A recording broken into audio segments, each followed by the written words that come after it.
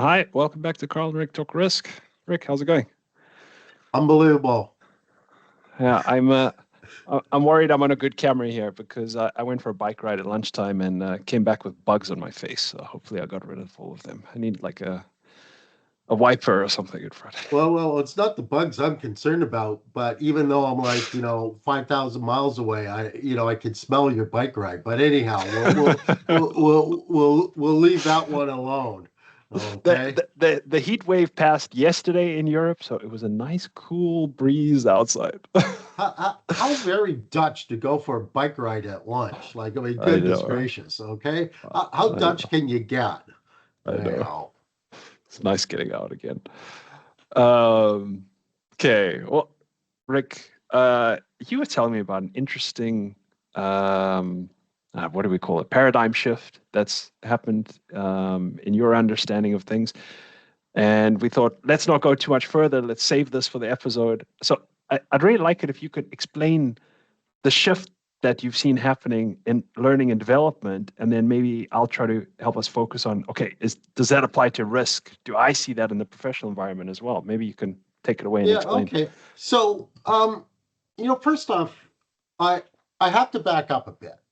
Okay, I had a meeting with one of the guidance counselors at the university last week. This lady JT, I gotta give her a shout out. I won't embarrass her by giving her name.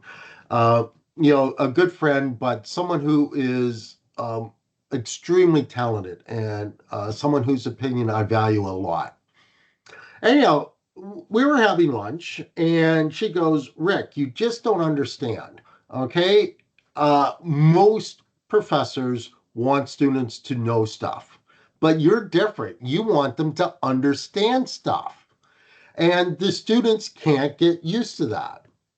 So that got me thinking in a thousand different ways. And one of the things that I keep seeing, with one leg still in the corporate learning and development world, is at the conferences, I'm hearing about corporate trainers and corporate L&D specialists, and they're talking about uh, the changes that they're having to make, particularly in their onboarding, but also with a mid-level manager development. And back, in the early noughts, the late 90s, the early noughts, one of the major themes in learning and development was what we called the knowing doing gap. So, in large part, it was a self esteem thing. So, you had managers who knew what they're supposed to do, but getting them to do it was a real challenge. Okay. Yeah. And again, largely it's because of self-esteem. I know what to do, but even though I know the steps, it might not work out. So I'll just stick with what we've done before. Yeah. Okay. And Yeah. and so one of the key themes I developed at the institutions I worked at is, do you want people who know things or people who do things? And when you frame things that way, the training becomes totally different. Managerial assessment becomes totally different, et cetera, et cetera. Now, though, I think that for a variety of reasons, particularly digitization, obviously AI, bots, yada, yada, yada, the usual suspects. It's not the knowing doing gap that's important. It's the knowing understanding gap. And in large part, we as educators have a large part to play in this. But also, I think that it is a serious problem in risk management for a variety of reasons. So, the knowing understanding gap is you have people that know a lot of things, but they don't understand why they need to know it. They don't understand what the precedents are, or they don't understand what the downstream implications are. They don't understand how to adapt. They're living in the moment now to get tasks done without ever understanding why the task is being done, or understanding why it's so important to constantly ask, should this task be done. Yeah. And I think it's a particular problem in risk management because the rise of risk certification programs, and I'm not saying that risk certification is bad, it's obviously good, but also the rise of specialty master's programs for financial engineering, risk management, yada, yada, yada, Mm. has led to almost a whole generation of managers who are raised on knowing things rather than understanding things. And as these programs become more popular, uh, we as educators churn out rubrics because rubrics, I've said it before, I think rubrics are just evil, evil, evil, evil. But we generate rubrics and then we get, machine graded assessments. Okay. I'm one of the few professors I know that actually has to sit down and has an exam that can't be machine graded, or at least most of it cannot be machine graded.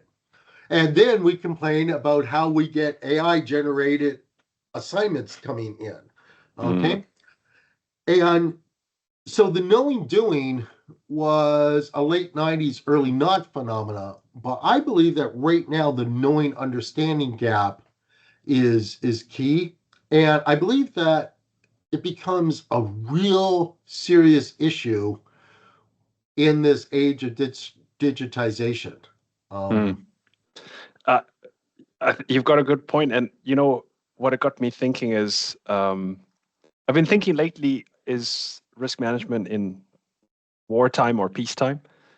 And I think we're largely in peacetime, and oh, everything's yeah. going fairly smoothly, and things work well. And in those cases, knowing is sufficient. I mean, it's everything falls in line. You're not getting big exceptions. The markets are not terribly volatile. You're not, getting anything wacky.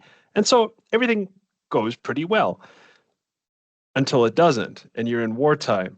And then the understanding that gap really becomes transparent, because if you didn't understand what was going on, when you're thrown exceptions and rule breaking, and things are going haywire, what do you do? If you only know things, when they're going well, you can't really react to those kind of circumstances. um, yeah, okay, that it definitely lands.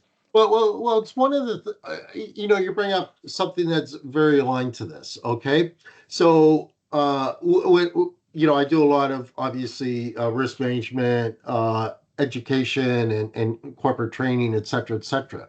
And one of the things that always comes up with mathematical models is leptokurtosis. The number of people that appreciate leptokurtosis is extremely small. But you bring up a point.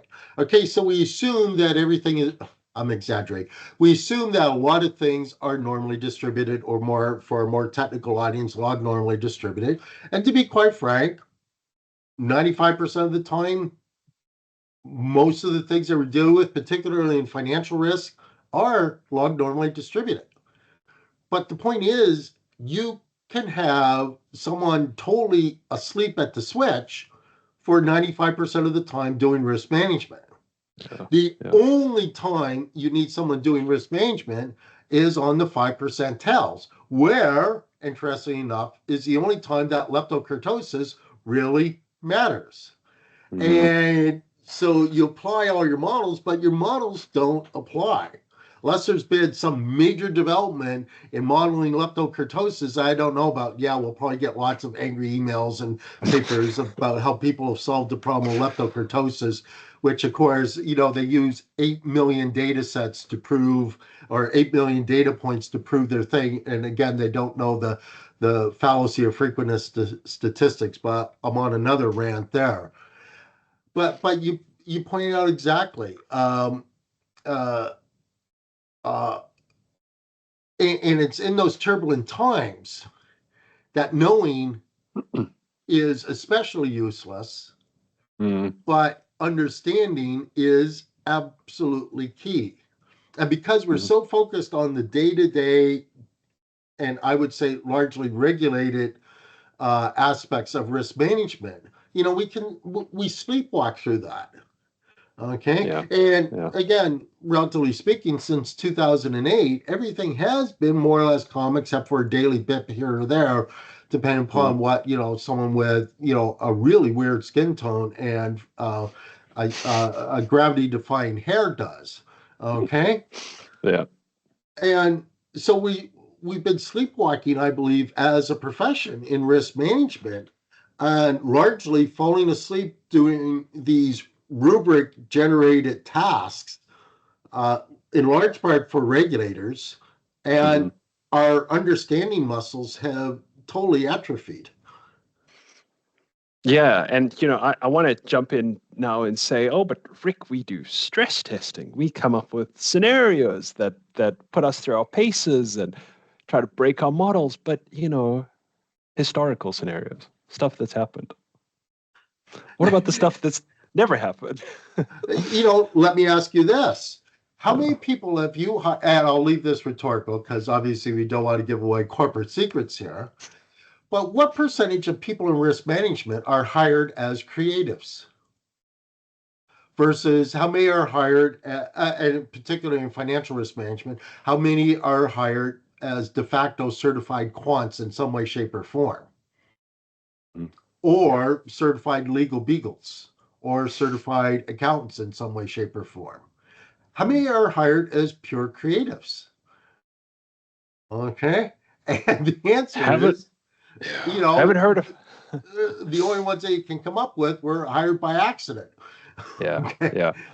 I think we did an episode on that one day, and we were each coming up with different ways to, I don't know, spice up risk teams or something. And one of us mentioned, oh, hire more history degrees, which I think is a great I idea, think it was especially with anthropology, but anyhow. could absolutely be, but I'm looking at the rise of geopolitics in the world. I'm very interested in that, and I think risk managers are totally naive to what's going on, and therefore how they interpret model results and also come up with scenarios. Um, and I'm thinking, boy, I wish we had some history degrees around the risk team. I mean, to tell us, well, guys, this has happened before. It rhymes with the 1970s oil crash, and this is what we can learn from that. I mean, that would be really interesting, but I don't think a lot of risk teams have those skills. I was just reading an interview this week.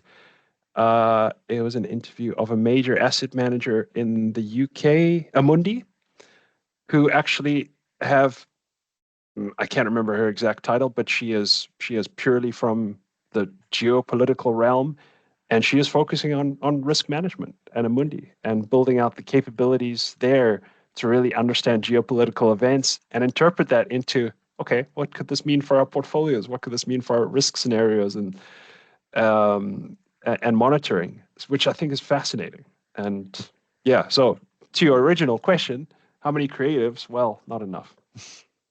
Yeah. And, um, I think that in related to this knowing doing, versus knowing understanding, I truly believe that that's becoming, uh, uh, a paradigm shift, as you put it. I don't think it's exactly a paradigm shift at the moment, but people are sensing that something needs to be done in, learning and development circles. Um, uh, and I totally forgot what I was going to say.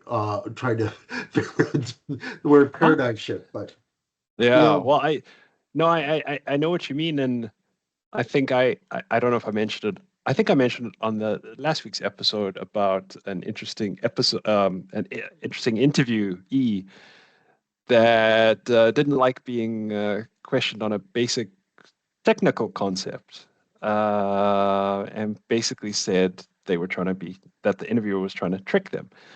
Right. That's because we got onto gotcha questions and everything last week. So, um, because he knew what he knew, but if he understood, if he had but more of a curious mindset, he would have been able to come back and say, "Well, I think you're trying to get at this.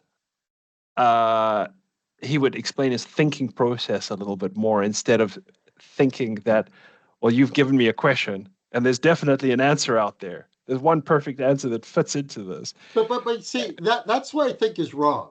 Okay, that Mm, thinking is we've come to the age of believing that it's the answers that have value. I mhm, believe that's the questions that have value. One of the books I want to write, somewhere's down the road after I finish the clump that I'm on now, is I want to write a book on the value of questions mhm, because answers are becoming a commodity. mhm. It's the great creative questions that come up, and it's only by understanding that you come up with great questions. Okay, if you know things, you get kind of a hubris or an arrogance Yeah. that you know everything. Yeah. Why would you need And to know more? Yeah. it's only through the power of questions do you develop the humility to realize that, hey, I've got to go beyond this. Yeah. And I'm willing to bet that the vast majority of regulation, regulatory work that you do, it's just tweaks on stuff that was developed post 2008, and then we'll get entirely, which of course was a tweak on, after a long-term capital debacle, which was a tweak on, yada yada yada. Yeah. With a Okay, long delay. and we get these major shifts in risk management, but then we just tweak with no thinking about what we're doing and whether it's Yeah. still applicable. Yeah. Anyhow, I think we killed this to death. I think that we're in the knowing, understanding crisis stage versus the knowing, doing crisis stage. Yeah. Yeah. I'll be looking at everything through that prism this week, Rick. Thank you. Seeing seeing how much understanding, seeing how big my gap is anyway. It'll be interesting. Um, Make okay. yourself real popular. Do a test of all your peers, and then we'll see you on the employee looking Yeah. for work line next week. Uh, yeah, I'm gonna be kicked off the island. Um, Yeah. all right, Rick. Thanks for chatting. We'll talk to you next week. Yeah. Have Bye, fun, everyone. everyone.